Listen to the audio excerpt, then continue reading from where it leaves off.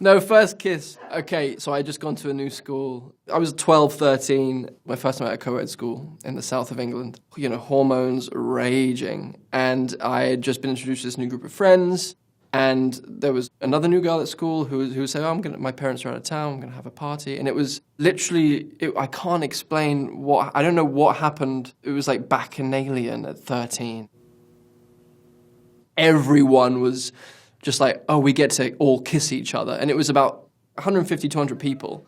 That was the night of my first kiss. Her name was Amy Francis. But then 3 minutes later, I kissed another girl in my year. I'm not going to say her name. It was just, let's get this out of the way. Let's do this. It was about 5 hours of everyone just going, have we made out yet? No. What is going? But it was all like very like above board and amazing and free. And then at a certain point, my friend Simon was like, "Isn't that your mum?"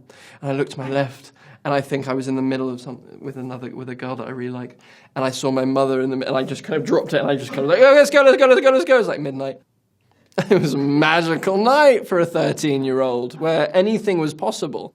We all just went, we could do this. It's like when you first get your license or something. We go, I shouldn't be allowed that I'm driving a car, a death machine on my own. Like, this shouldn't be allowed that we can just, like, put our tongues against each other's tongues. We still talk about it, me and my friends. We'll be in a pub, or we'll be at dinner and be like, remember Dora's party? It was Dora. Her name was Dora. Remember Dora's party? Yeah.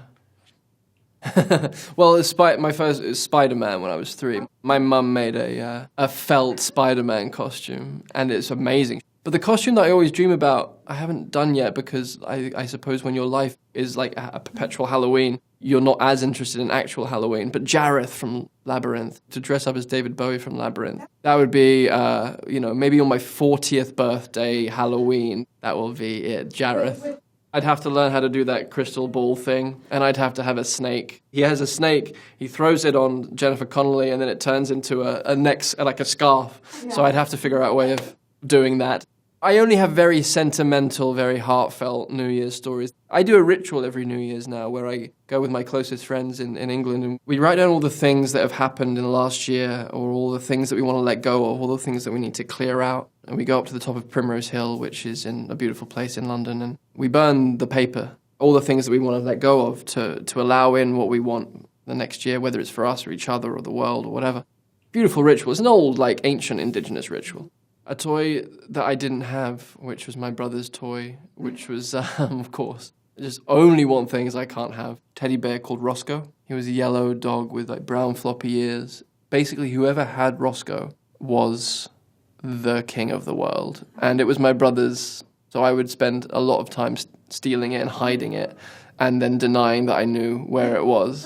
So, of course, my favorite toy was something that actually wasn't my toy at all. That is a kind of a good indication of what's happened with the rest of my life.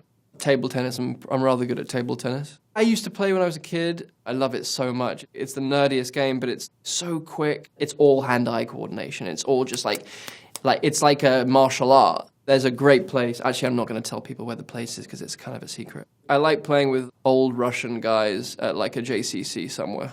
I was out in LA for the first time. I had auditioned for Robert Redford for the first film that I ended up doing called Lions for Lambs that he directed. I was staying on my manager's assistant's couch in West Hollywood, and he was like, hey, you need to get a suit for tonight. You're going to be my +1 to all these Golden Globe parties. And I was like, I don't want to do that, but okay. So I went to the Beverly Center. It was an H&M. I was trying on a suit, and I got a call from my agent at the time telling me that I just got the part to play opposite Robert Redford. And I went out that night with a very, very different attitude than I had previously had. I was puking in Prince's toilet. I was in line with Selma Hayek and Penelope Cruz, and just in front of them. So I went in and didn't know I was going to vomit. But as soon as I got in there, I realized I was going to vomit. And I vomited. And I came out very sheepishly, knowing that these two beautiful Latina women were about to go and, had to go to the bathroom where I had just tarnished the sacred space of Prince's bathroom. I don't even know. We might be there. All right, so now we're done with British Vogue, and now what we're going